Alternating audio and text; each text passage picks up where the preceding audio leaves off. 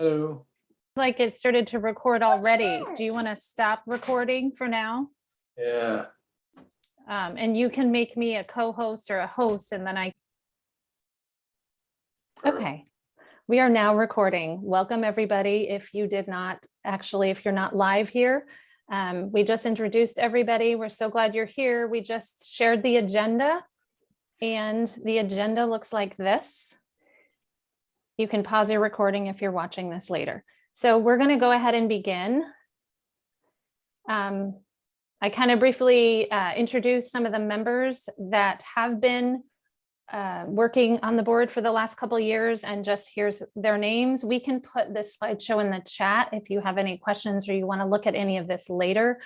We will definitely share this with you. So we're going to move on to just talking about the upcoming events and neighborhood updates. We're going to start with just welcoming any new neighbors.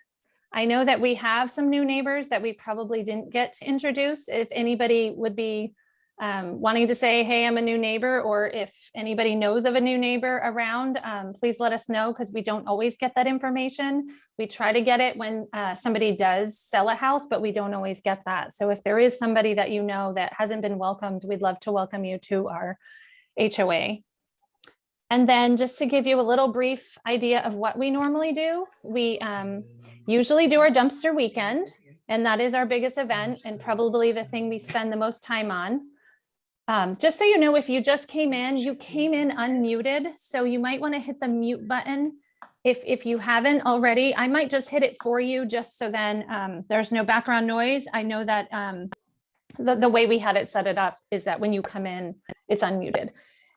So the dumpster weekend is in May, and we'll be working on a date for that.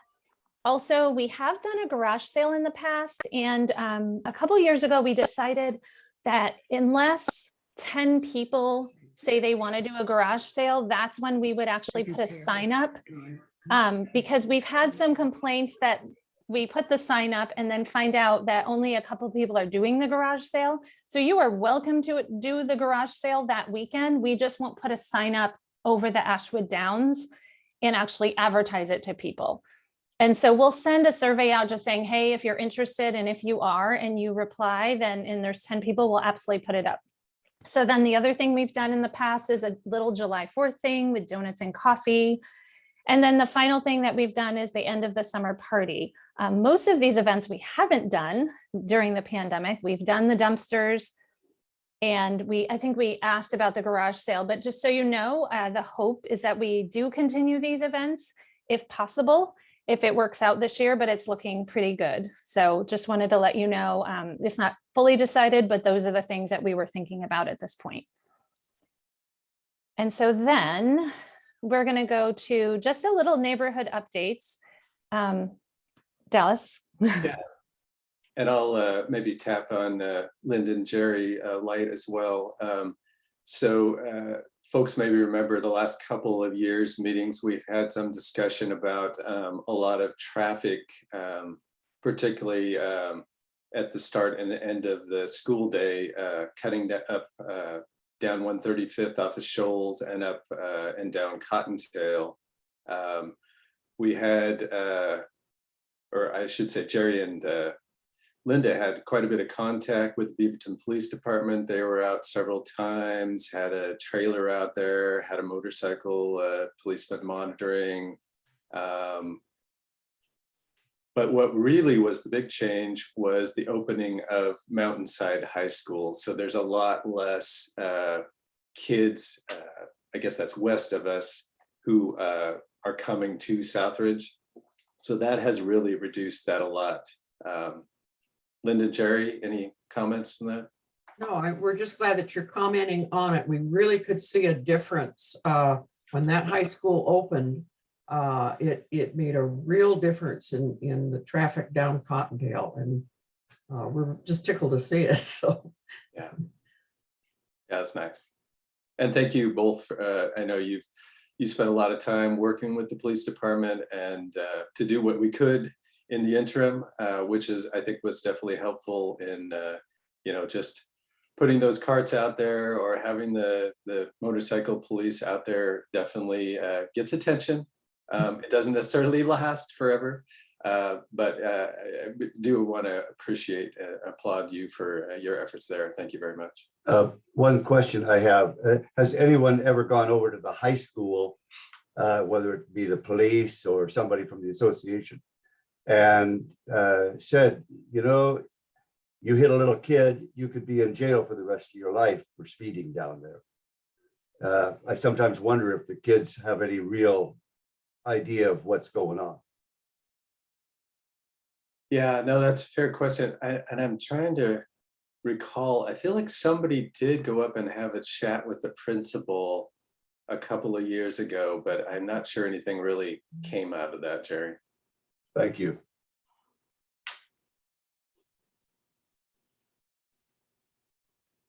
Any questions on this slide? Okay. What happens if you click that blue? Okay, we'll get to the part that's kind of new for our HOA. Oh, Dallas, you want to talk before I show this slide? Sure. So the board's been talking about this for actually quite a few months. We are, and Carrie will pull up a slide that has a lot of stats, but we are definitely one of the last remaining HOAs that has kind of a self-managed HOA, managed strictly by the association members. And we've kind of honestly been struggling for the last couple of years to get some volunteers, and also just with the sort of increasing level of expertise that we're seeing is needed with new regulations that come out. We have, you know, new zoning laws in the state of Oregon. The city of Beaverton is looking at a bunch of new regulations associated with that. So we're finding it more and more challenging and frankly a bit over our heads to manage this, which is why we're proposing tonight to add into our budget to support a management company. We would still have a board. Obviously, we're not proposing that we sort of defer all of the governance of the HOA to a management company. It would be more us deciding, essentially telling them what we want them to do for us. I think go ahead, Carrie, if you want. Sure. So we were kind of talking about originally, like I was a little bit hesitant on the whole idea, and I was like, why do we need that? Like, what are you talking about? And then we started to dive in and started to look into it and ask other HOAs, and then also talk to some management companies. And really, we're volunteering our time to run this HOA and make sure we're in compliant. And so the one thing to think about is that, you know, we're on a $55 million property, and to maintain house values, we're kind of inexperienced in the sense of like, this isn't our job. And so that was one thing we were thinking about when we were actually talking to companies and their knowledge about how to run an HOA. And I'm not sure if any of you have been in other places that have had HOA companies run. So that was just one thing to ponder when we were thinking through what makes sense for HOA. Another thing that we thought about is just about how knowledgeable the companies are. And Dallas, if you want to talk a little bit about this. Yeah, and as Carrie pointed out too, we have chatted with a couple of companies to kind of get a sense of what this would look like. And they definitely have a much deeper set of knowledge around CC&Rs and appropriate ones. They would, one of the things they would do is take a look at ours and see if, you know, and give us some advice if they think it's still what we need, likely propose changes to that. They also keep up on any kind of what I touched on earlier, any new regulations associated with an HOA, fees that we might have to pay the state, insurance. That's one of the challenges we've had is do we have the right level of insurance for our HOA? We don't really know, honestly. So some assessment and guidance in that direction too. And then just compliance with any federal, state, and local laws. Like I touched on earlier, there's a lot of zoning type laws that have been opened up in the state of Oregon that allow for multi-use, not just single houses like we have today. So that's something we want to make sure that we understand and can stay on top of. And please, like Carrie mentioned, please, anytime, feel free to stop us with questions. And then going to the next thing that has been difficult on all of us who've been on the board for quite a few years is the non-compliant neighbors. We do have some homeowners that either still have not paid their dues or aren't fixing up what we've given them. And it's not a lot of people, but it's enough that it's a hassle. And then thinking through the amount of time that we're following up with these people. And then another issue is encountering these people who are mad at us and we're part of the neighborhood. So it's kind of a tricky situation. Dallas and May get the most emails, and sometimes it's uncomfortable because we live here and we want to be neighborly, but then we also are supposed to be following up on what people are doing and not doing. And so we've been in some uncomfortable situations that it feels icky. And just to let you know, that's what it kind of feels like sometimes when you're dealing with people who are in your neighborhood that you have to talk to about things. And so that's another pondering that we've been thinking about. Another thing we have learned is that when builders build new homes and have HOAs, they don't actually allow the HOA to run itself. It doesn't work this way anymore. And so, again, we're doing something because we've been doing it, but we're not sure, does this make sense? And is that what builders would allow at this point? And the answer would be no. And then another thing to think about is just the amount of responsibilities that is happening for us. I've been trying to get off the board for a while, to be honest with you, as most of our board members, but we just don't have anybody who's stepping up to the plate and wanting to do the work. And just the amount of hours that have been spent following up, dealing with, I think the biggest thing is our treasurer, who's basically doing the bookkeeping and trying to collect all of the checks because we do not have an online system. And just the amount of going to the mailbox, which we can't have a mailbox within our actual neighborhood. It has to be at a post office. So then going there, depositing. So there's like a lot of things that are happening that we have been doing. And, Dallas and other people who've been on the board for many years besides me. I mean, I've only been in the neighborhood for 7 years, but just thinking through the amount of responsibilities and things that we're doing is quite a lot when you think about all of the things that need to happen for a $55 million property that we're running. And then we've had a lot of complaints about the electronic payments and how to pay things, and we don't have a system. We looked into trying to get a system, and it is quite expensive, knowing that most HOA companies actually, that's just a given. You just pay online or you pay a certain way, and we're doing all kinds of different ways to pay. And so if anybody has any questions on any of these things, and these are things we've pondered and looked into, it's not like we're trying to say this is the way. We're saying these are some things that have been happening that have made us kind of think through this route.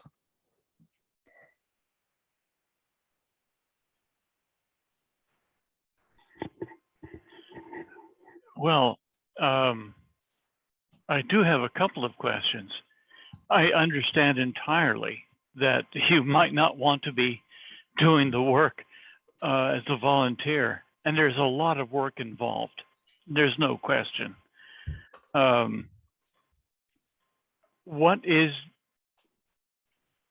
many residents of the homeowners association are not complying with requests and so forth? And how much will we be, now I was a little late getting into the meeting, but how much more will we be paying to the outside firm? Yeah, so I can, this is Dallas, I'll take a crack at that. So we have Bill Blair, I want to say 6 or 8, maybe 10 homeowners that have not paid dues. We have, I think, a couple homeowners left. Actually, we've done pretty good on this in the last couple of years, on architectural control issues like painting and things of that nature that need to be attended to. So that list is getting down a little bit. So what, and we'll talk about it a little in detail a little bit more, but this would be about, oh, here we go. I guess we will get to it here. I was just wondering, is this what you want to go to next, Dallas? Yeah, And- let's go ahead and go to that and make sure we get to Michael's answer about the costs and all that. Yeah. Okay. Did you want to speak first before we started this slide, Dallas? Just the vendors, or did we? Which part now? Okay, no, I guess what we, so what we kind of did is we kind of looked into just getting some ideas of what would an actual HOA management company do. And we talked to 2 completely different vendors on purpose to see what are they saying and is there any difference within them. Most of them are basically, like, one of the ones I happen to talk to runs quite a few within our zip code. And then Meg had talked to someone else who also does quite a few in our zip code. And so we just wanted to kind of tell you some things that they would be doing if we were to go this route. And so with that, they're definitely going to collect dues and find people who don't pay and follow up with them on a consistent basis, because that will be their job and they will be paid to do the job. When we follow up, we have followed up and have done 3 notices. We've done some walkthroughs, but we've made a decision that we're not going to continue to follow up every month. The fines still incur, but we're not going to continue to kind of batter people because it's uncomfortable. And it's like, we've said, this is what's happening. Here's your 3 notices. And now it's up to you to do something about it. But some people don't do something about it. So that's the big one. Once we instilled the fines about 3 or 4 years ago, we did notice a difference in some people's behavior as far as, but we still have some people who are paying fines, but still not fixing the problems in their home. So they're still incurring fines because they're not fixing it, but they're paying fines. So just so you know, those are some of the things that are happening. We have one homeowner, for example, that is, I want to say 3 years in arrears. Yeah. For dues, annual dues. Oh, yeah, sorry. I was talking about inspecting properties with that, everybody, and I wasn't reading the slideshow. Thank you. So between the dues and the properties, that's kind of what we have going on. Jerry, did you have a question? I saw your hand raised. Yes. My wife told me to raise my hand. When we find them or they're not paying their dues, okay, is there any interest that accumulates on that? Yes, there is. Okay, because that makes it a little more enticing to pay if you're if you're getting interest on what you're not paying. So that answers my question. If yes, we are incurring interest on it. And if it's a substantial amount of interest.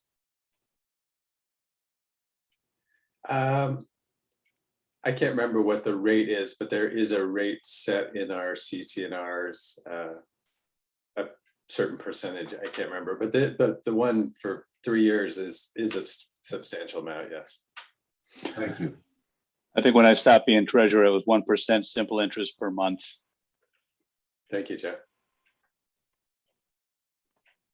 And I mean, we have a couple properties that I don't even know if we have the right email. We've knocked on doors. We don't know who owns the property still at this point. I mean, there are some very interesting things. There's not many properties that we have this issue, but there are some definite issues with properties that it's like, I'm not sure what we're supposed to do about it because we don't have any way to figure it out sometimes. And we have used our neighbors like Ron, luckily our new ACC person who's been on the board for a couple years. He's gone and knocked on some doors and finally got someone to talk to him. So that was nice. Dallas, did you want to add anything on to that? Maybe just there, somebody put in the chat that, and they're absolutely correct, we could put a lien on the property, potentially foreclosure. But again, it's back to the expertise to do that, right? We honestly don't have that expertise, so we'd be going to hire a lawyer or something to do that, where we, in this case, we could look for some guidance from the management company. So another thing they would do would be take care of the issues and then confront situations if we have the people who are not paying the dues or paying the fines. And then, yeah, so we did talk about a lien on a property. Absolutely. Well, this is all good, but aren't we talking about enforcement as opposed to what the what the HOA actually does?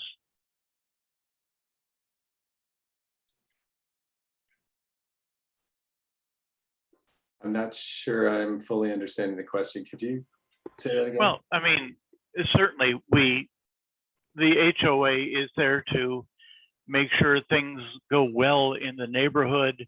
Houses are maintained. No one is putting, unpleasant additions to their house and so forth. But when we're talking now about just simply enforcement of collecting the dues and so forth, what are the changes that will be happening to the HOA, what they want, and of course the fees? Well, sort of the rules and that stuff wouldn't necessarily change, right? So again, it's the HOA board sort of telling the management company, here's what we want you to enforce. Here's our rules. So they're not defining those for us. That would still be us. Us meaning all of you, essentially, yeah.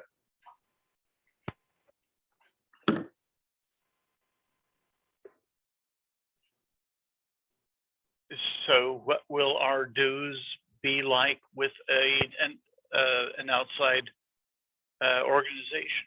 I think it might be the next slide, but we're almost there. Bear with us one sec. Sure.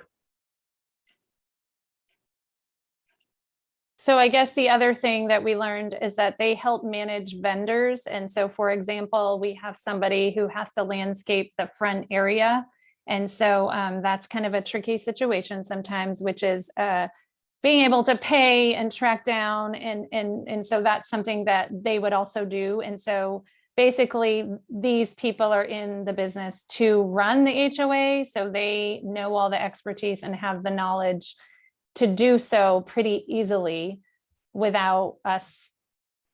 We would still run the board. We would still make the decisions. They just do all kind of the work to make sure that everything's in compliant and done. And so we will go to the next slide, which Bill Blair will take over and just talk about what does that look like and what has been our financials. Yeah, okay. Can everybody see that? Yeah. Okay. What I've shown here is I've shown 2020 actual and budget, what we budgeted then, and I've shown 2021 both, and then I show what our proposed budget is for 2022. The first column at the end there, the 2022 budget that shows homeowner dues of $12,900 would be the amount as if we continue along the same route that we have currently. So that means that the fees are about the same. They're $125 to $150 a month. Last year because we didn't do a lot of things. We had rebates, and we rebated to the homeowners that had paid on time, $2,346.50 to them. So we ended up only collecting $9,000, but we spent just a little bit less than that. Next year, we would anticipate that we're going to pay out $11,940. So we'll have, just running it like we have before, we would have about $960 left over, assuming that we collect all the fines. And remember that the total collections up there include the fines that we've charged people to. So now the last line, the last column on the budget includes where we've estimated what the management fee would be. And the management fee would basically double our annual dues. And of course, it doubles the amount that we collect.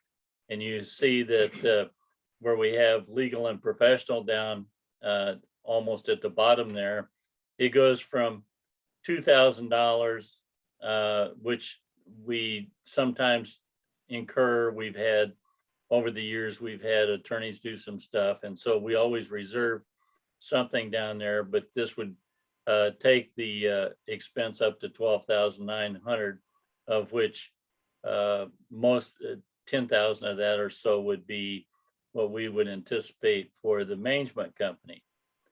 So that's kind of in a nutshell. We actually are in fairly good shape. As you can see, we've had contingency funds of almost, well, it's about $9,500 if you look in that left-hand box. And then we have amount in our checking account that covers everything. And it's currently at year end, it was $12,310. We don't have much expenses in the first 3 months of the year, and then it starts to take off after that, of course. So that's kind of where it's at. So I think to summarize,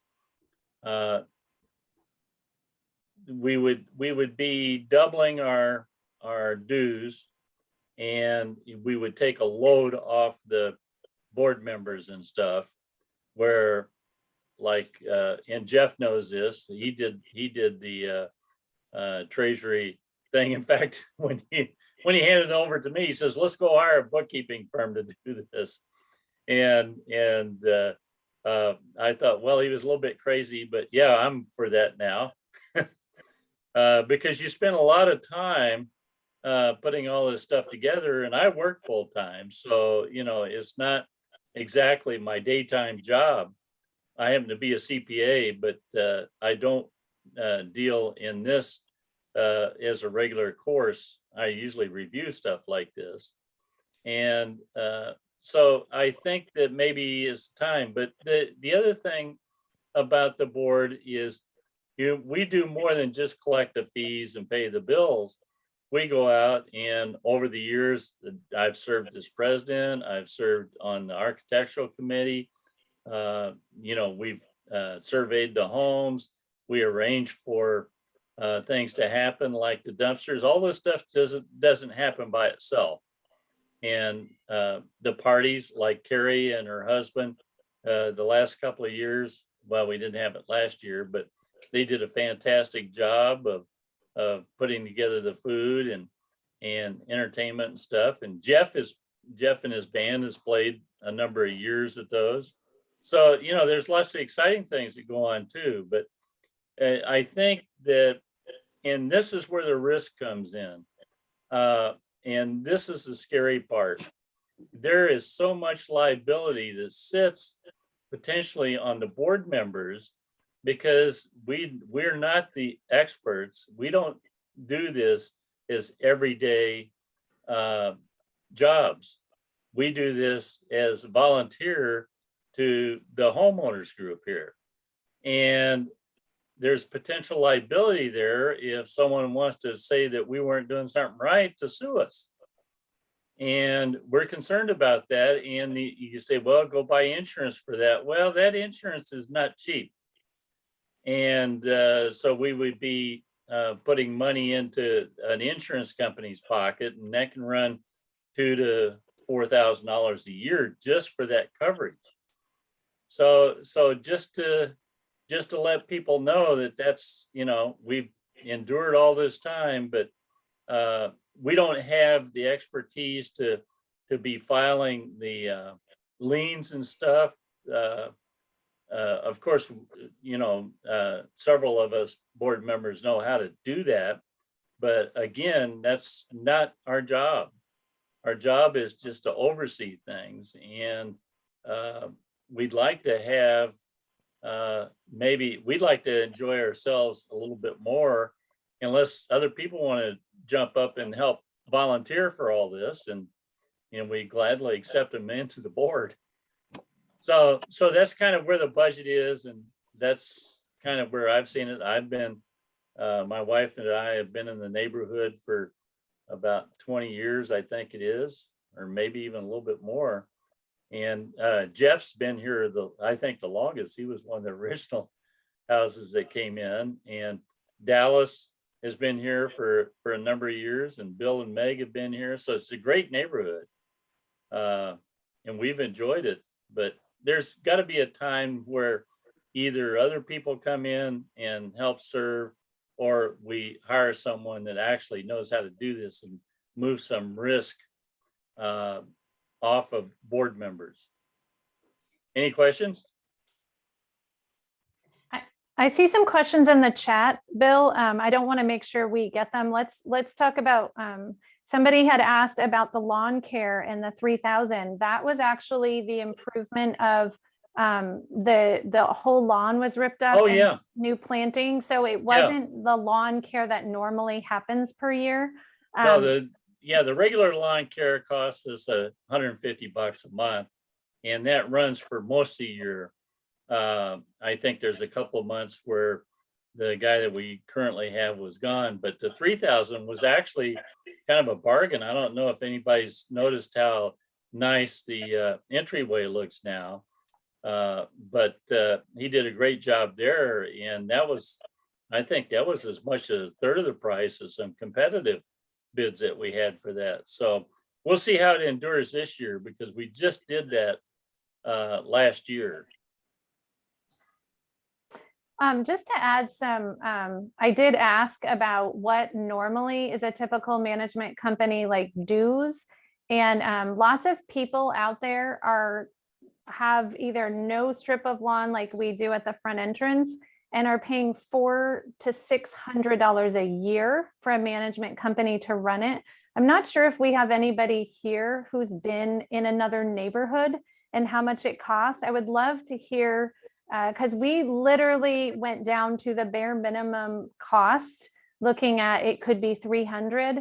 And I hear you, it is doubling. I get that. But when we're talking about other HOAs, this is a very super low amount of money. Is there anybody out there who does have experience with being in an HOA?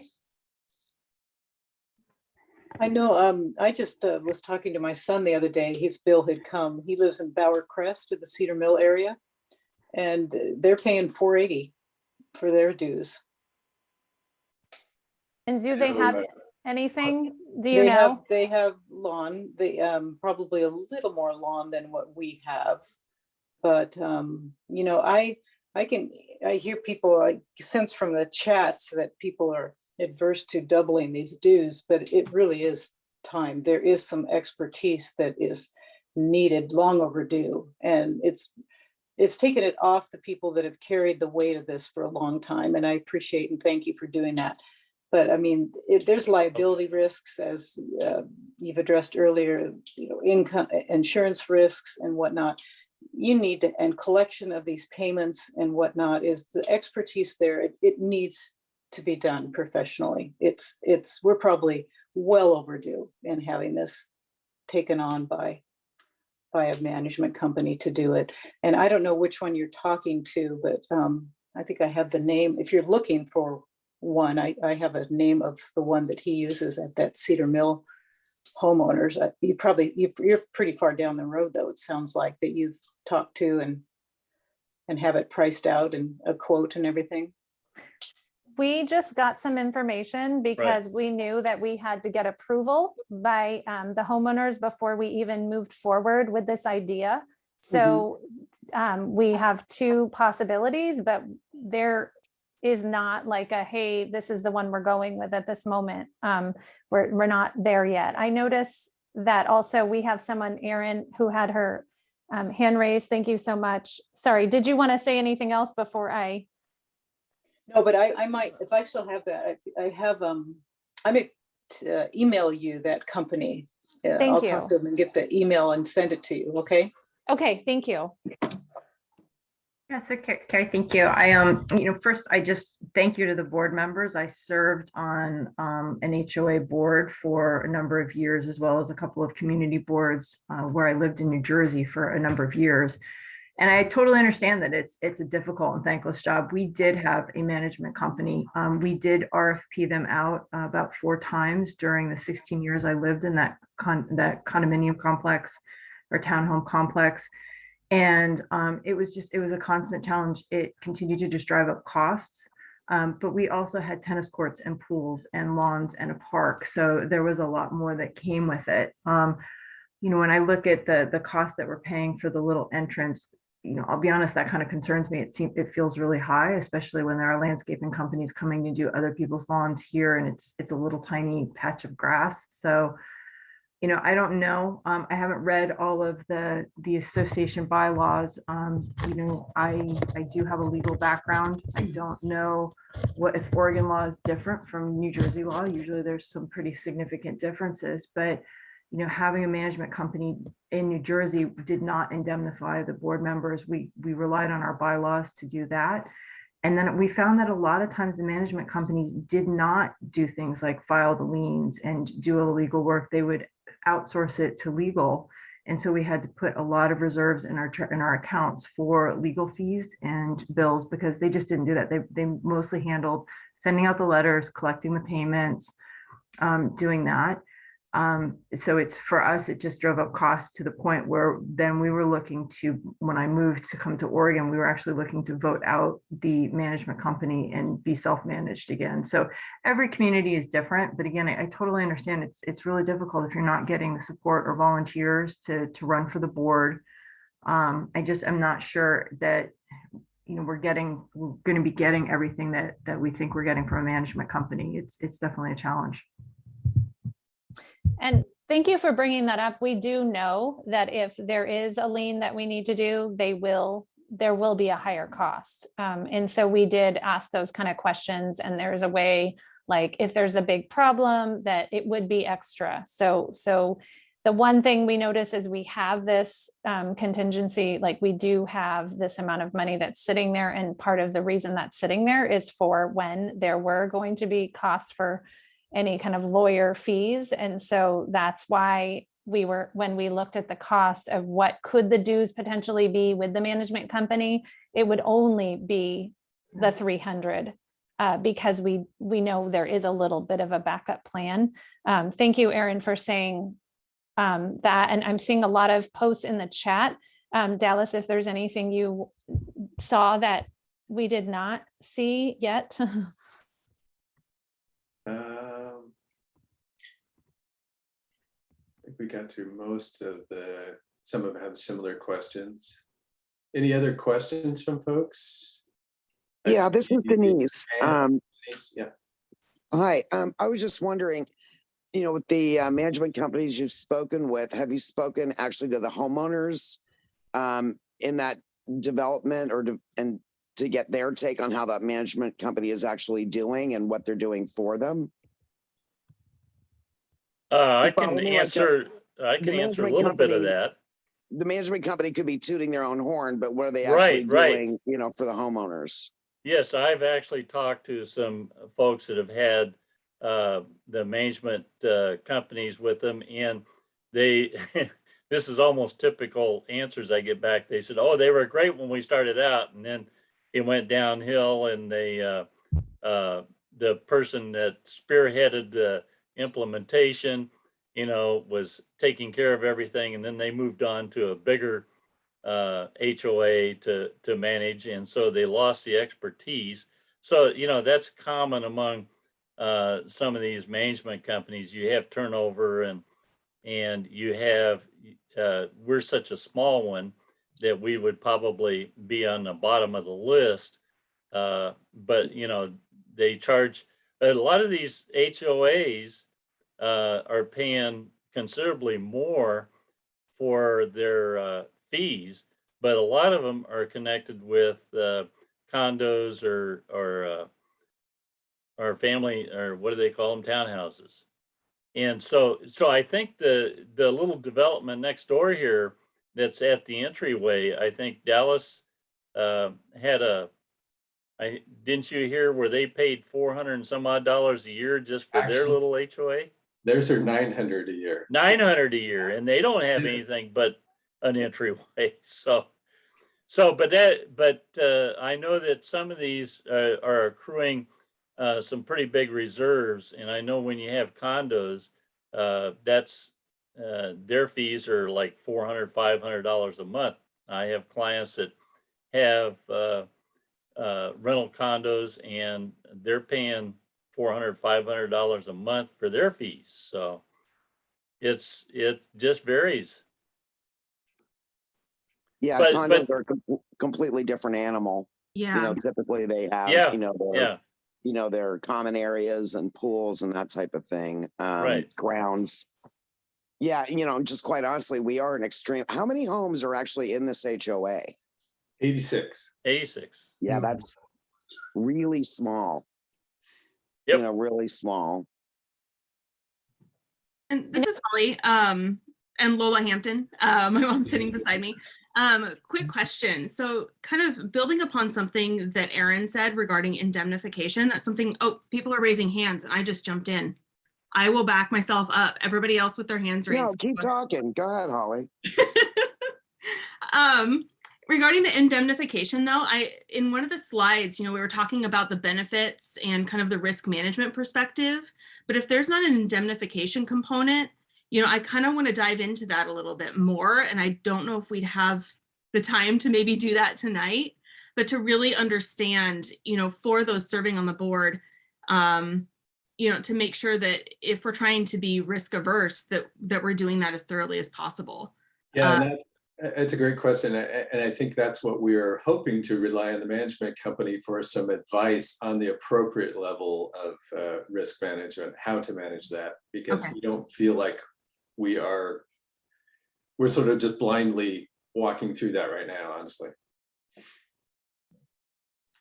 I We do noticed have some some, hands were raised. Yeah, Jeff and then Kelly. I noticed your hands first.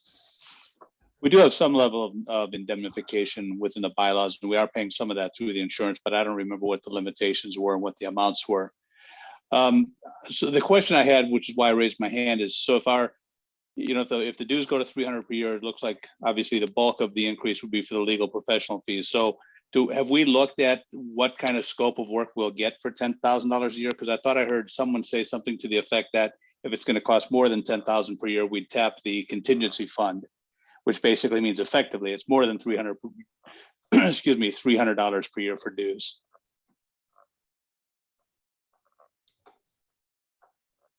You want to touch that, Carrie? I think you had the conversation with a couple the quotes we got, right? I'm pretty sure the quote we got was that 300 would cover this to be run and still have the 4 events that we have and not tap into anything. When we will tap into things is if there is an issue. There is a little bit of leeway. I think it's like 260 would cover it perfectly or something like that. But then we do need to consider if the CCNRs need to be fixed, if there is a lien that needs to be put. So any of these things, that's why there's an account is for those things. And before I even was on the board, I think you guys got a lawyer at one point and had to redo some things, and that was a couple $1,000s. So if we went tight and went exactly, it's not a smart idea, because if there is anything that we need to do, or if something were to happen, we do need to have some funds saved for that, which is why we have that fund. Dallas, do you want to add to that at all? No, I think you said it perfectly. Actually, I don't think I asked the question very clearly though. So yeah, I mean, the budget covers, like you said, the neighborhood cleanup, the lawn care, the party, all that stuff, the really good band that you guys hire on occasion. The question was really more oriented towards if $10,000 would cover like the legal part of, you know, the people raise a point that, okay, they'll collect the dues and that sort of thing, but they still have to outsource the legal work, which means we'd have to pay more. So if they can do that work within the $10,000, you know, that's obviously a good thing to know. Having served on the board for a long time, though, I know $10,000 divided by the minimum wage wouldn't begin to pay the work that Dallas and Carrie have been doing, and Bill the last few years. So it makes sense, I think, to go this route. Yeah, both companies that we spoke with, which we can also look at other companies as well. We are not tied to anything. Both companies had about the same price. It's about the exact same price. There was a couple different options, but the options that we needed is obviously for the bookkeeping, no matter what, the fines and following up on fines. And so that both companies had about the same price. So it would not be much different with those two. And so again, we can shop around for more people. We're not saying that this is like the end all be all, but the reason we chose those two companies is one is Oregon based and one was something that they had a lot of HOAs around us. And so that's why we actually chose those two, but we are not tied to any of those. Kelly, did you have a question that you wanted to ask? Carrie, it was actually me. And you guys might not have the answer to this, but you guys had talked about, you know, with the property management company, we would still have a board, correct? Yes. So, okay. So I guess one of my just watch outs or concerns a little bit is you said, you know, we'll get advice from the property management company and they might propose some changes. And my question would be, if they propose some changes, do any of those changes get voted on by the homeowners on anything that's changed in it? And the reason I ask that is I have seen some HOAs that are very, very strict on things that don't make a whole lot of sense. And so just want to make sure that there's some voice in terms of, you know, any changes that might get changed to the CC&Rs and things like that. Yeah, no, that's a great question. And yes, if we were to propose changes to the CC&Rs like we did, it may have been before you moved into this neighborhood, we did have a vote of the entire HOA. Yeah, and no, that's a good call out and something we should keep an eye on because you're right. I think even with the management company, we still want to strike a balance, right? Of, you know, I don't want to mandate that everybody has to have marigolds in their front yard or whatever, you know. I mean, we don't want to get into, we all have heard HOA crazy stories for sure, and we don't want to go there. And I think we've, for the most part, avoided that, but it's a fair call, yeah.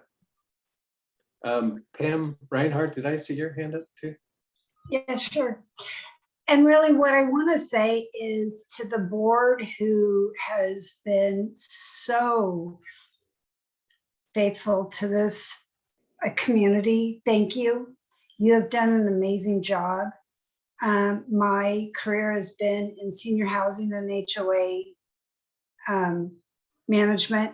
Choose not to get involved in my home management for obvious reasons, but thank you for all that you do.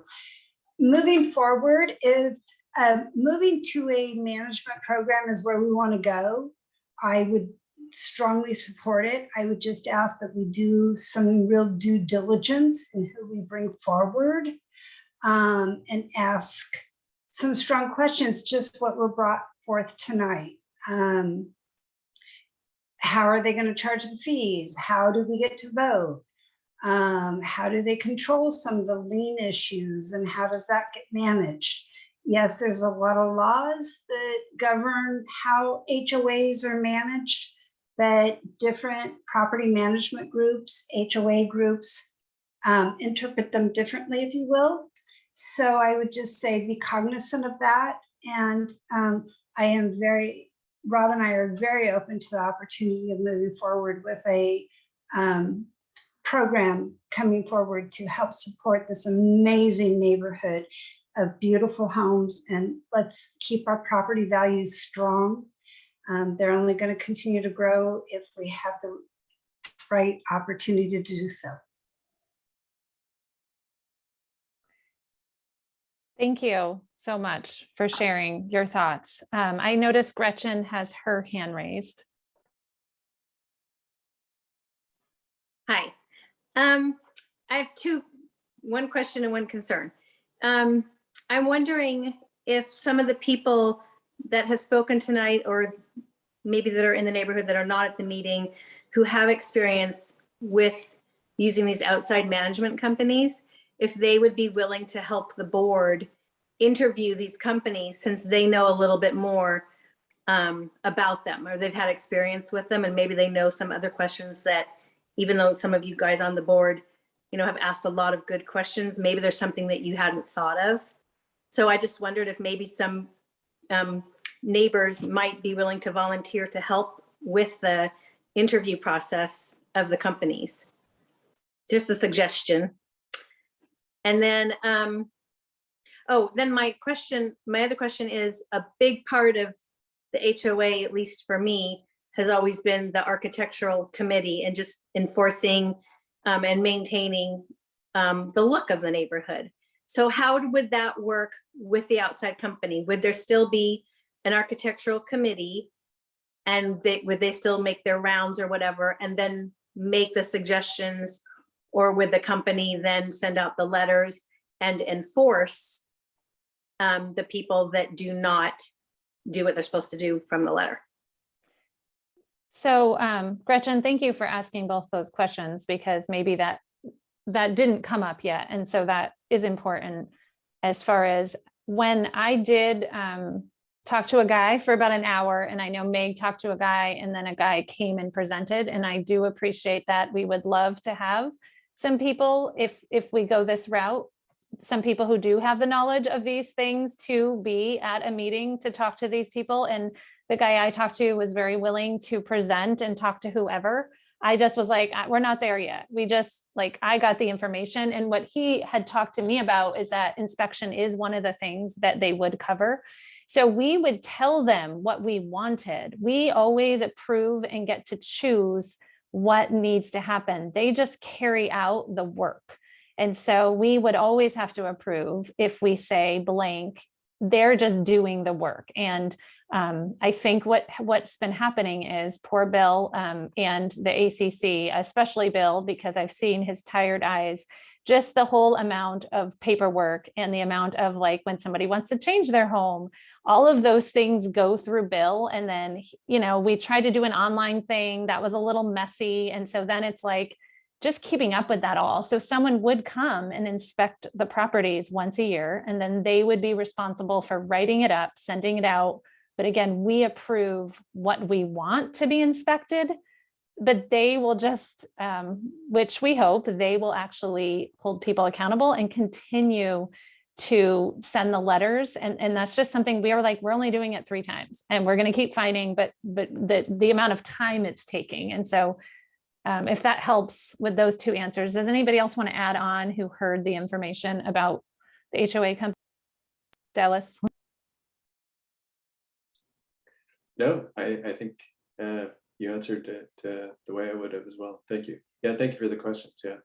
So sorry to jump in. So just to recap what you just said is that you would specify to the management company exactly, how you, what we're looking for to keep these properties, taken care of properly.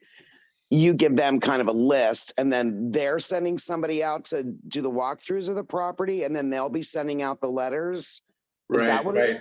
And my understanding, in I think both the companies we talked to, there would be sort of a transitional period where we would have our board go with them for the first couple rounds to make sure, because it's one thing to just have it on paper and say, this is what we want, but it's another thing to actually have somebody with them kind of looking at the situation. So there would be some sort of co-partnering on the first few runs until we have a comfort level that they understand, we believe they understand what we're looking for.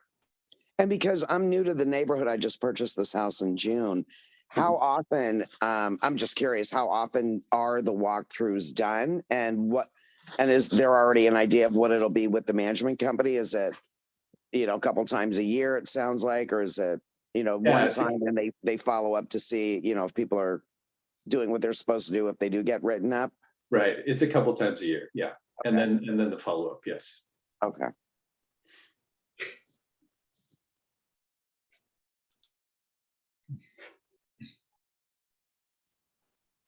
Because quite frankly, that's the whole point of having an HOA, is for everybody to keep their houses up and their properties up and, pretty much take care of business.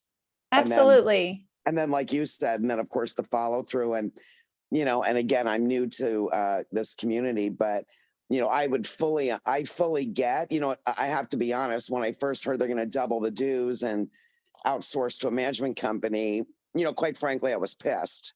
But knowing that, we've got, homeowners here, that are actually going, to, your neighbors and saying, you need to do this, you need to do that. They're not complying with what you're saying. I mean, it's got to be awkward. And I totally would, I get that. How many times can you do it? You still have to walk by. If, you're taking a walk in the evening and you run into them again, I can see where that would be extremely awkward. And so I actually see a point in why a management company would help. And I do get, people aren't doing, and there's people that aren't paying their dues. There has to be some kind of legal ramifications to either, get payment or get them out, quite frankly. And, when it comes down to it, there are people, even if a management company took over and a letter was sent every month, they still might not pay dues. And we would choose, and this is what we've been doing, is weighing the pros and cons of, is it worth putting a lien on the house? Like, how much money do they owe? How many fees have they incurred? Is it worth it? I mean, it sometimes it's not, and I think, again, that we also have that job of deciding what we're doing with our company. And I will tell you, we did do the 3 possibilities. One is dissolve the HOA. Another one was, continue to do what we're doing. And then the third one was hire the management company. Well, to be honest with you, at this point, when I learned that somebody in this homeowners can sue me, I was like, I'm out, I'm done. I don't want to be in charge of this anymore because I don't feel comfortable with it, to be honest with you. So like, that's another thing that we learned through this process. And then dissolving it is an interesting thing to ponder, because we do have these great homes. And I was not an HOA fan even moving in, but to be honest with you, like, if there is no HOA, then people can do whatever they want, and that will affect our house when we sell it. So that is something to ponder. I see someone else with their hand raised, and Dallas, I have not been able to read all of the chat. I am saving the chat, and anything you put in the comments, our board will look at the next meeting. But I notice Erin has her hand raised, so I appreciate you waiting, and please speak. Yeah, so I apologize. I had put this in the chat, but it went directly to one person and not to the whole group. But when you're thinking about the workload, how many board members do you think would be needed to parcel out the work more equitably, or take off some of the burden? And then I don't know, how often we ask for new board members or recruit. Is it a yearly process? So I apologize for my ignorance on that. So what has typically happened is it's a 2-year term, and I got kind of pushed into it my first year, and I feel guilty going off the board. And there's about 3 or 4 of us who do 5 who do most of the work. And with this pandemic, it has been more. My brilliant idea was, let's give money back and have gift cards, because it felt like the right thing to do, but that caused a whole bunch of work. So that was on me, my fault. Sorry, Meg. So I just want, we could make it, but we've had the problem of people not stepping up to the plate and wanting to do the work. And so that is still a thing that has been predominantly happening. Yeah, it's always a challenge.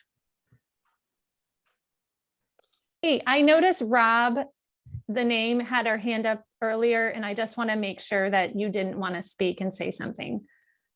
Put it over in front of my face. Or wave it. It wasn't Rob, it was his wife. I just want to really emphasize what this board has done and what bringing on a management company can do. I'm not sure there's words to put into dollar values for what our homes are appreciating, to have them managed well. And by that, I'm not talking about the parties. I'm talking about the architectural reviews. I'm talking about the collection of the dues, because all of that reflects on a sell. And so when we think about, yes, it's going to cost us more money. What is it? $100, $200 more a year. And that's on the high end. I'm going really high from the HOAs I have managed in the past. Think about the return on your property value before you get concerned about what it's really going to cost in the long term. I do believe we have to know who the property management group is we bring in, what I mentioned before. But I truly believe this is an avenue that we really need to investigate and think about. And as a beautiful HOA, we need to protect ourselves. We need to protect our board. We need to protect our property, and we need to protect what moves forward. And that takes more than what any one of us as homeowners has, because we're emotionally involved. It takes a educated, certified, strong management group to help guide us moving forward.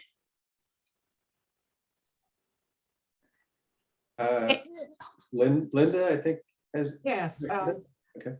I actually have a concern. We've been here almost 10 years now, and there is no way we can abide by the CC&Rs and keep up our community when we cannot read or find the CC&Rs. Though I have been given sites to go into, all I'm coming up with are latest changes to the CC&Rs, addendums to the CC&Rs, but not the original CC&Rs. And I would love to know how many in our 86 homeowners have any idea what our CC&Rs say. That's really, We have an architectural committee, but we don't actually know what is it that we are to actually keep up. When we first moved into the community, I could find the CC&Rs. Then we had them rewritten, and I couldn't find them anymore. So it's hard to keep up the community if we can't read our CC&Rs. And I honestly believe those who are renting their homes are not giving the renters a copy, because renters I know are not doing what were in those original CC&Rs. So I think making those available to us, more readily available, would be very helpful. Yeah, I think somebody put in the chat, on our website has all the information, and we can certainly help you with that. I noticed some people have their hand raised, and Dallas, I just want to interrupt for a moment. I'm noticing the time. I want to hear from the two people who have their hand raised, but I'm also wondering about the plan was to have a voting form, and have you access the voting form and decide what you'd like to do. We would like to continue to have this conversation, but I also know that some people have other things to do. And so I'm wondering, Dallas, if it would be okay that I put the survey in the chat and allowed people here to vote right now. and then continued the conversation. What are you thinking about that? It works. And then if folks need to drop, they can do that. Yeah. Yeah. Okay. I just know. So I'm going to just, sorry for a minute. I'm going to have to stop the share just so I can get this link for you all.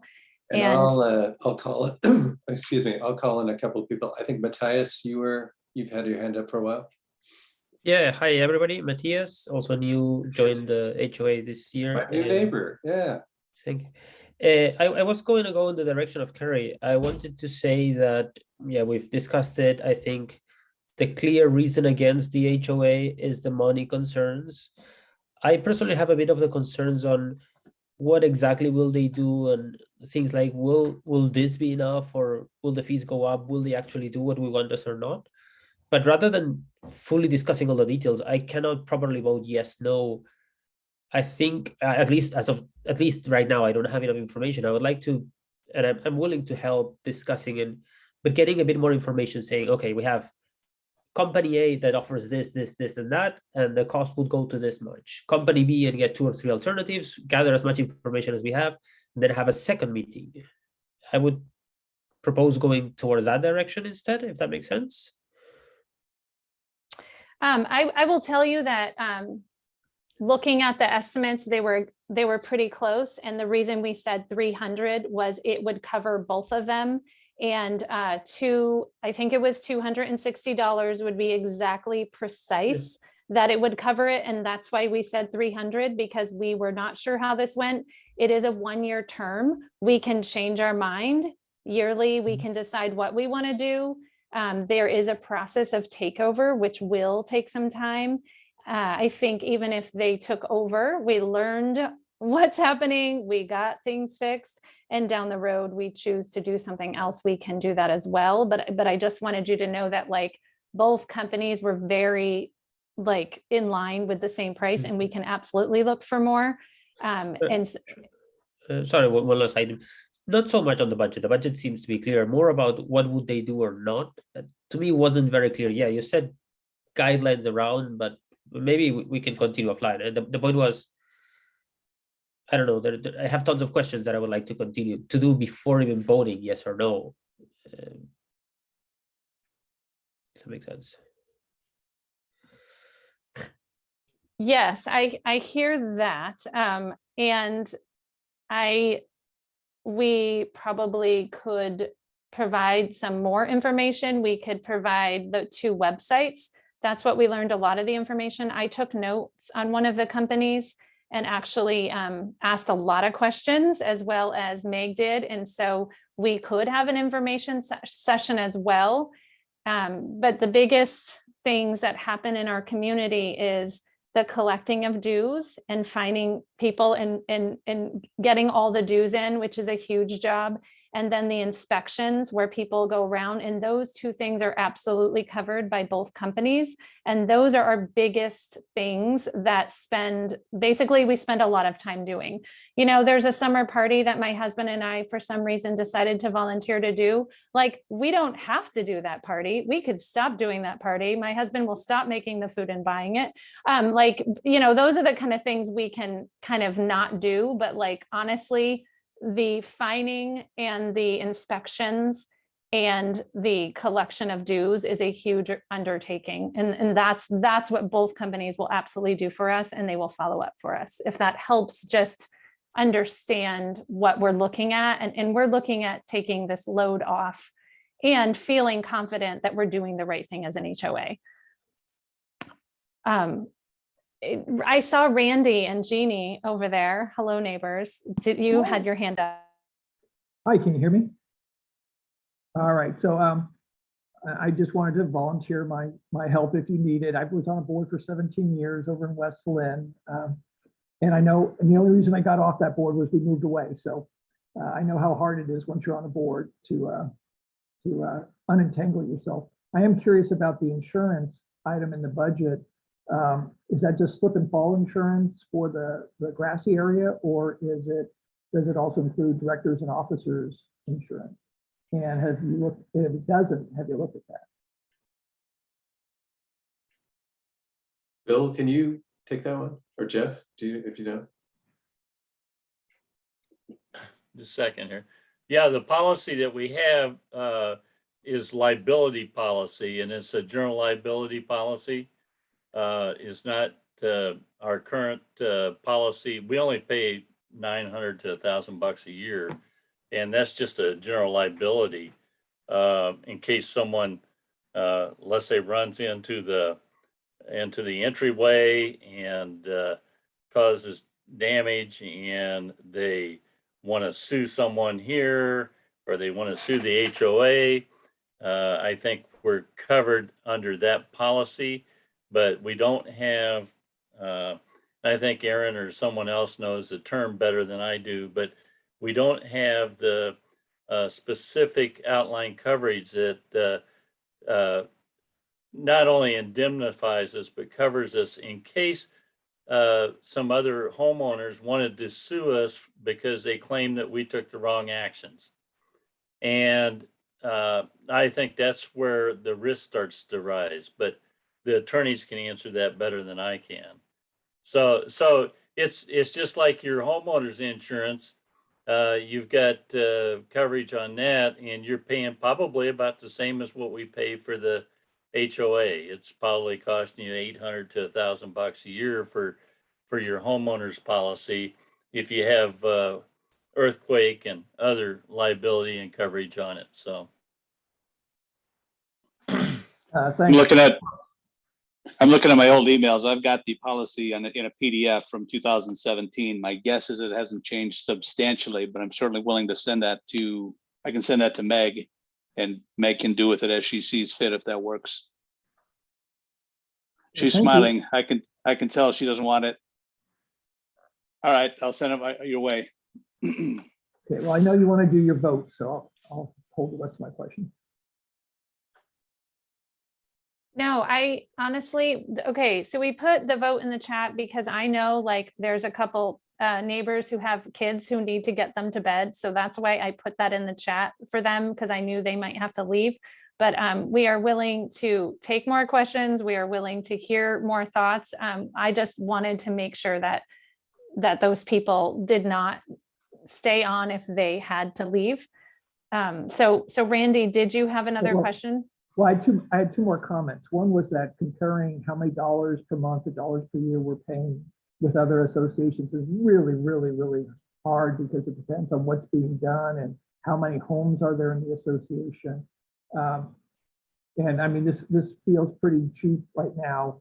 And even if it doubled, it still feels pretty cheap. We were paying $267 a month every month at the homeowners association. I was in a townhome association, West Lynn.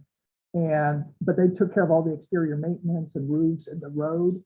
And it wasn't enough. They ended up with a $27,000 assessment because we didn't have any reserve built up for replacing the road and the roofs and stuff. So what we have now, to me, feels like peanuts. I know it doesn't to other people, but it's just really hard to compare these things.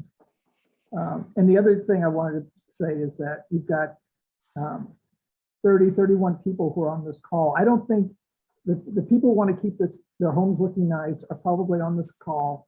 And really the HOA is for the other 56 people who didn't have the time to be on this call, and you just don't know what's going on in other people's lives. I can remember the prior association I was in, you have people go through divorce and the house that is in dispute and nobody's living in it for a year. Who's going to mow the lawn there and keep it looking nice while that's being dealt with? And there's plenty of reasons why homes will start looking unattractive, and the purpose of a strong HOA is to make sure that doesn't happen. So that's it. And Carrie, we have a couple of questions. People are asking if they can wait to vote. They want to think about the budget. And just to be clear too, folks, we're asking for a vote on the proposed $300 a year budget. We're not making any decisions about the management company at this point. So we've got lots of research to do, and it sounds like we've got some folks who can help us with that. And then I think a follow-up, discussion around the actual selection, we can have that later down the road for sure. I see Gretchen has a hand raised. Yes, one more question. How does it work with the voting on something like this as far as our CCNRs go? Does it have to be a major, does it have to be from all 86 homes? Is it just the people who were on this meeting? How do you pass something like this? Actually in the CCNRs, it specifically calls out that the board can choose to hire a management company. But obviously it requires budget to do that. So we have to have a quorum of home at this meeting, which is 18 homeowners. Our level is pretty low for a quorum in our CCNRs. And then, so we have to pass the budget. We'd have to have a majority of the folks at this call vote yes. So what you're asking tonight, then, if we vote, when you're putting this vote in the chat, and for all of us that are here tonight, is really just for the budget. Correct. So that we would have the money, should you guys decide to go ahead and do it, the money's there. And Correct. if for whatever reason you decided against it, which doesn't sound like it'd be a good idea, that money is in reserves then, or extra. Well, I would think if I agree, that's probably unlikely, but in the event that happened, I would think we'd give money back. I don't think we just pile up our reserves, honestly. Okay. If there's anybody on the call tonight who would like to be part, and you know what, I think we'll just send an email out at some point and just find out if anybody would like to be involved in, if the budget is approved, be involved in the process. We will just ask in an email to make sure that I just got a text from a neighbor who said they didn't have the right email. So thank goodness they had my phone number. And so we'll add them. But if anybody here knows of a neighbor who doesn't have an email, that has been another problem. Keeping up a spreadsheet of updated names and addresses has been a huge problem, which is another thing. Thank you, Meg. So I just wanted to add that like, it is super difficult it's only 86 people, but we cannot continue to have correspondence with everybody. We can't seem to figure like that out as well. And I really appreciate some people who have sent me, I'm saving my chat, the chat so the board can see, because I do appreciate some of the direct messages of people offering help and their thoughts. That is so helpful to us. Is there anybody else who has any thoughts before and maybe we'll put in, if anybody would like to volunteer to help, we would love. Randy, I know where you live.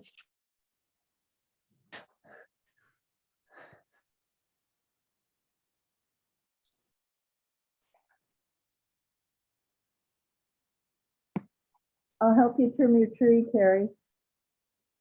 Thank you, I need it.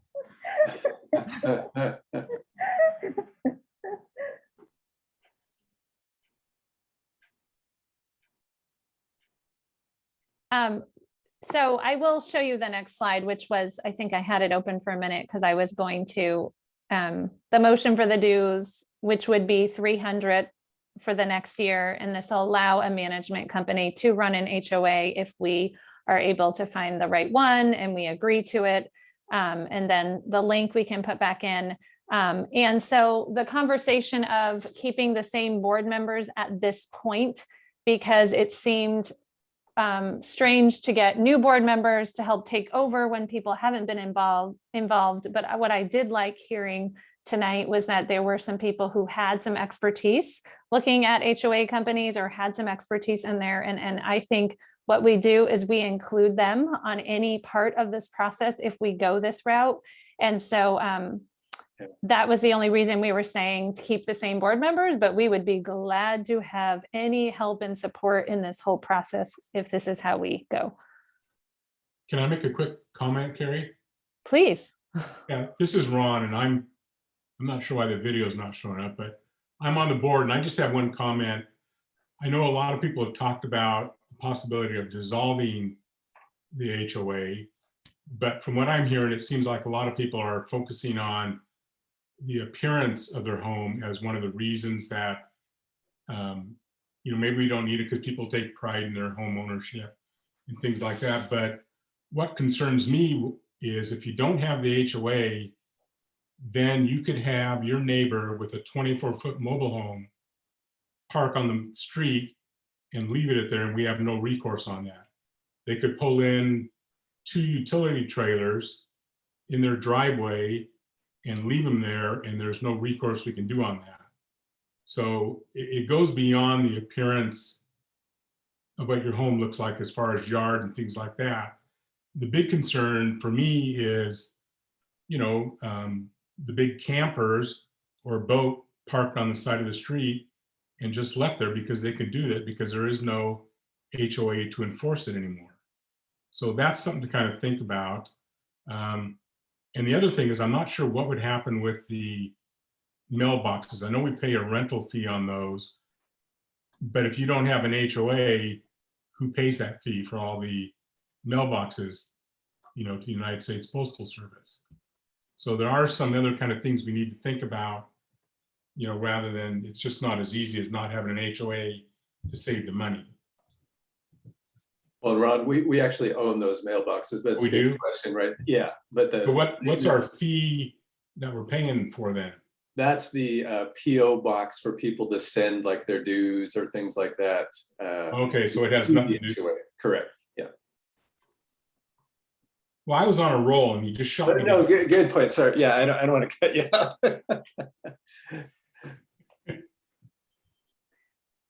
I had Denise ask about, we're saying $300, which would cover hiring a management company, knowing that the costs go up and down every year. The $150 that we have originally been doing for the past couple of years has been over the cost of what we do every year. So money has been being put away every year. So we did not, that's why we are proposing $300. And what that is about, for the management company is like $9.89. If you were to divide it out per month that you would be adding. So when you hear the word 300, normally you're paying 150, but you're really just paying like $9.89 to keep your property value up, is what it kind of looks like when you're thinking about the money.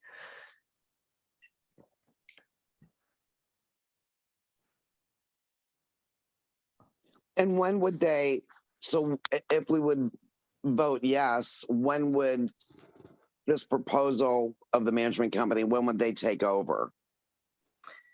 Well, the next step would be to decide on one, and it would be, both of them had said it would be a slow transition, like it wouldn't just happen overnight. So it would be within the next couple months, but we would still have to decide which one. We would have to gather feedback. And so it's not like this is going to happen overnight.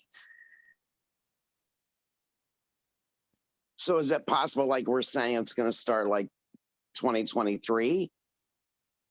Or oh no, I'm going to make it happen faster than that, because I mean, and just in the sense of like, we need to still do all the responsibilities this year. And one of the things is the inspections is a big deal, as well as the collecting of money. So we are hoping that this would be either the last time, or there would be some part of help within some of it, if possible.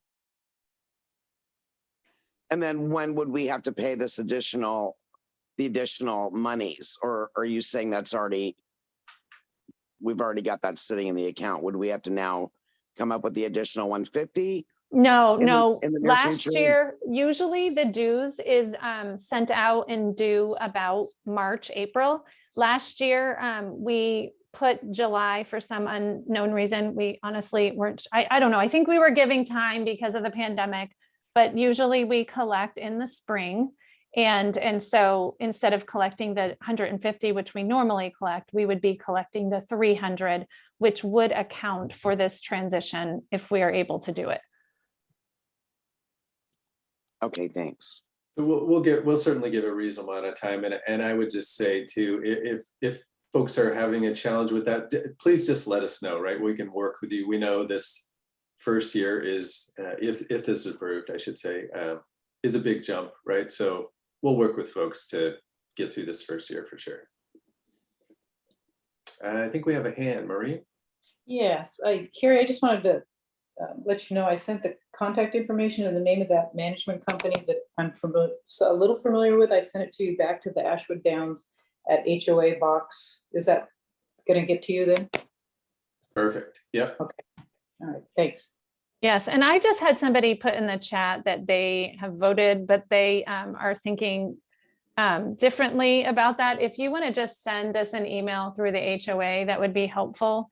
I made the Survey Monkey because it's easier to do where then we can access it, but I don't want to go through the process of trying to find the person. But if there are some concerns or some thoughts, please send it to the HOA email and let us know what you're thinking about as far as this goes. That would be helpful.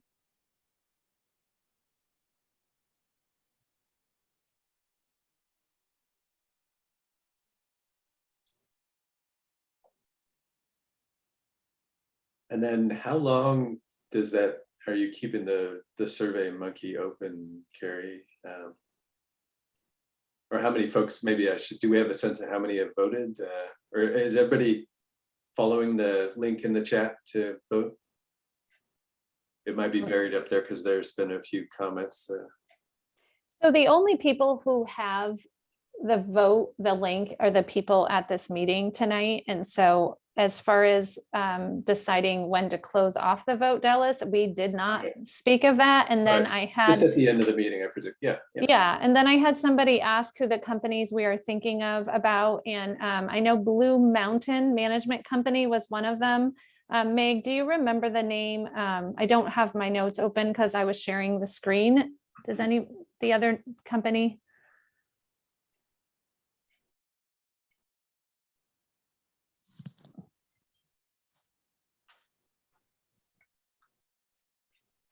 Yes, the one I spoke to was AMS, Association Management Services Northwest. I did a Google search and I started looking at reviews and I read, I don't know, I spent over a half an hour reading reviews on both of the companies and kind of came to a little bit of a consensus of them. And so that might be another way for you all to look at it and think about it. But it's all over the place. And so as we know, with any company, there's going to be different people who are assigned to places, and that's always going to be something, but we still have we are still in charge of our own HOA. So regardless of what happens, we still decide how we're going to run the HOA and what we're going to actually put in the inspection and how much the dues will be. So those things will never be out of our hands. That was just an interesting, when I was reading, it really was up and down all over the place. As you can imagine anyway.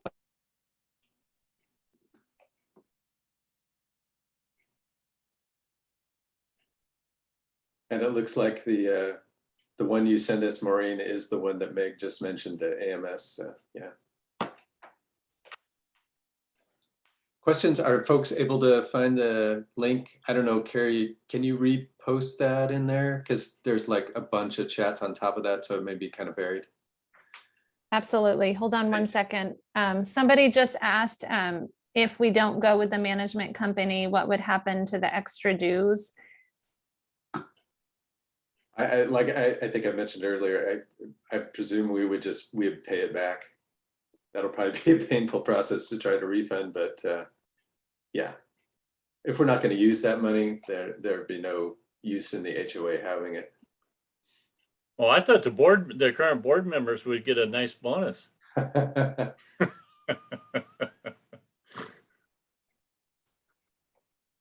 I ask a question? Yes. So I know that everybody is very concerned with the look of their home and people, not keeping up their property and property values and stuff. And it was mentioned that the HOA had a real hard time reaching out to those people, getting the dues back from them keeping up their property and all that stuff. If we go to, which I understand because I used to be on an HOA on the board, but if we go to a management company and they try to make people keep up their lawn or remove an RV or anything like that, and they still refuse to do it, won't there be legal fees that are included in that to try to make them put a lien on their house? And then those legal fees, who's going to pay the legal fees? Won't we have to pay those legal fees because we are hiring an HOA company to enforce these rules for people to follow? And if they don't follow, they're going to take proper steps to do that. And then we have to pay for those legal fees. Yes, but I'm under the impression, as what I've read and what the guy had told me, we still decide if we're going to put a lien on a house. So they don't just do those kind of things without our approval. So we might decide, which is what we've decided for the last how many years for these certain homeowners, we're not going to put a lien on the amount of money it's going to cost. We got to a point when we thought the amount of money compared to the legal fees, it might even out, and that's when we're going to do something. So it is true that there would still be this thing, but we still have the decision-making process of what happens when there are people who aren't compliant. But isn't that kind of the same thing that's going on with the HOA? Being a board member, you can only make people do things so far until you're like, ugh, you know, it's not worth it. But then you're hiring an HOA company to add more money to still having that same deciding of, oh, it's still not worth it. You know what I mean? Does that make sense? Yeah, no, I hear you.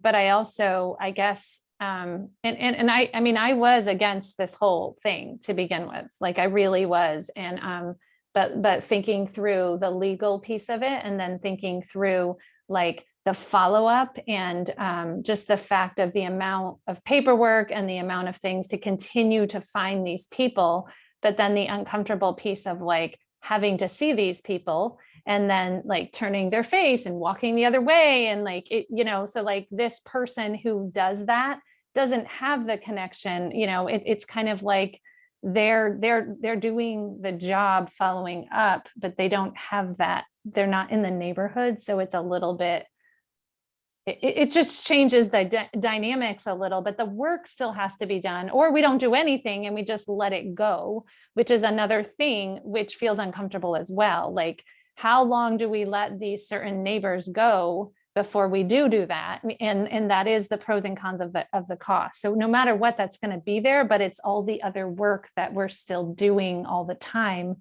and not knowing about the legal or the new, like the taxes or all of that stuff. We're relying on hoping we're doing the right thing. We don't know always if we are. Let me just add, the liens that we place, and if we place them, that doesn't mean you're going to collect. Okay. That only happens when, guess what? They go to refinance or they go to sell their house. Then you get to collection. Now you can put legal fees and everything else on that, and you get paid at that time. The reason that we collected a lot of the late payers in the last few years is, guess what? They all refinanced their homes. So we got our money.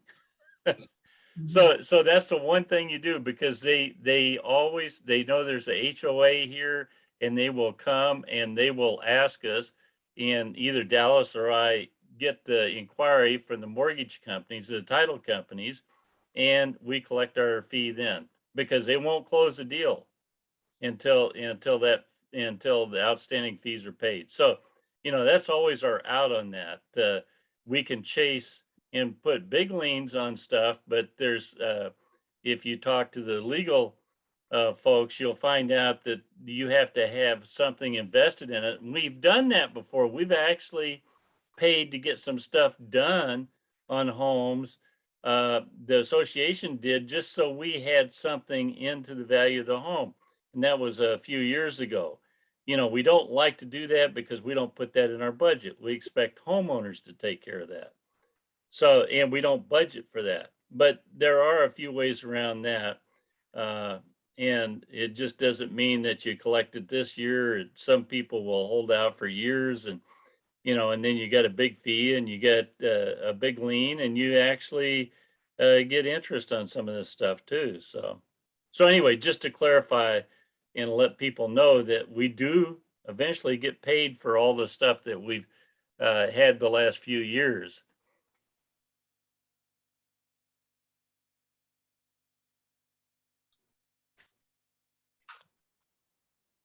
Any other questions? I was just going to add that it actually becomes a negotiating point. When I would put liens on homes in a prior homeowners association that I was the treasurer for, I would always add in an amount for penalties as well as interest. And it was really just a little bit of my time. We had a lawyer who had set up the lien form, and I would just file it. Well, you send the notice, they don't pay it, you send another notice saying you're past due, and then you send a third notice saying if you don't pay, I'm putting a lien on. And I would do maybe out of 121 homes, I would do maybe 5 a year, and they were for various reasons. And when they, like Bill said, when they would sell their home, it was more selling the home than refinance. Then they said, oh my goodness, I've got $1,000 or whatever of past due that I need to pay. But maybe half of that were the penalties that I added and interest. So it's a negotiating point, maybe give them a little bit off of that, but it becomes found money for the association. So it results in a little bit of the ebb and flow of the finances from year to year. But if you're just talking about a few homes, it's not like everybody's suddenly paying a higher amount of dues. My 2 cents worth. Yeah, that's good info. Thank you. We'll definitely be hitting you up. Carrie, will we get a chance to vote again? I see you still have 25 out of 29 that were on here. So can you put the vote thing back on the screen? Oh, I put the link in the chat again just recently. Oh, in the chat. Okay. Yeah. Let me see if I can put it back in again. Sorry. No, it's okay. I put it back in the chat right now. Yeah, I can see it. You may have to scroll down a bit, Linda. I'm scrolling, but boy, I'm not finding it. Should be at 8:41.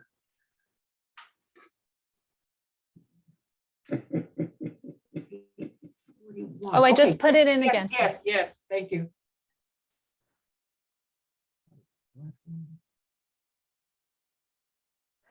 We've had 20 people. I just popped on to see, like it says 20 people have voted. I'm still trying to open the thing. Is there anybody else who has any more questions, or I just, where are we at right now? I know this has taken longer than we had anticipated. That's been good discussion though. I'm glad. Yeah. Anybody else not able to vote that wants to vote?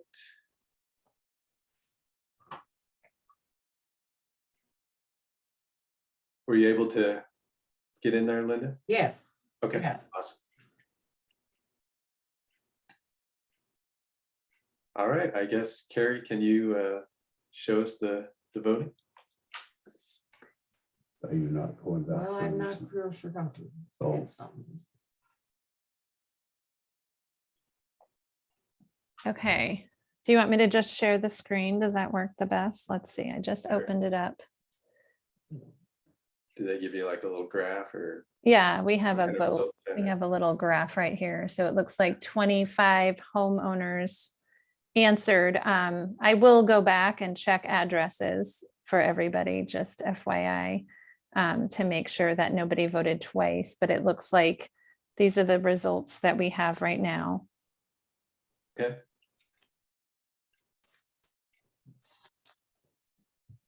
All right, we will move forward then. And as we mentioned, and I'm glad folks brought it up, we'll reach out to folks who offered their services to help engage. And we will also commit to making sure we keep people up to date. So we'll have some subsequent meetings we'll set up to talk about the progress and the, when we get down to specific things that they'll be doing. So we'll make sure to keep you informed. Certainly not intending to do this in a vacuum by any stretch. So yeah. And if you have questions, anytime, that Ashwood Downs email box. If you think of something after the meeting, fire it off to us. We're happy to take a look. Yeah, we appreciate all of you. Thank you so much. And we appreciate all of your help in this process and going through this process. And yeah, anything we can do, let us know. Thank you guys for all you do. Appreciate it. Thank you. Have a good rest of your evening. Bye. Thank you. Thank you.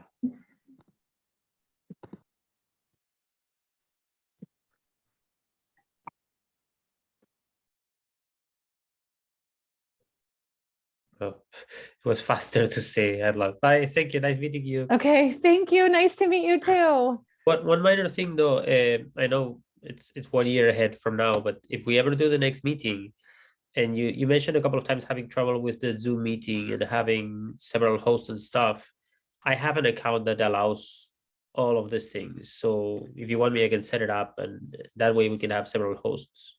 Oh, yeah, I see in my Beaverton account has that too, but I couldn't use it for this meeting, especially because one of our board members is in. I was like, I didn't feel like I was able to use that Zoom. So thank you so much. I will remember that in my head for next time. Yeah, have a good night. You too. Bye. Thank you. Bye-bye.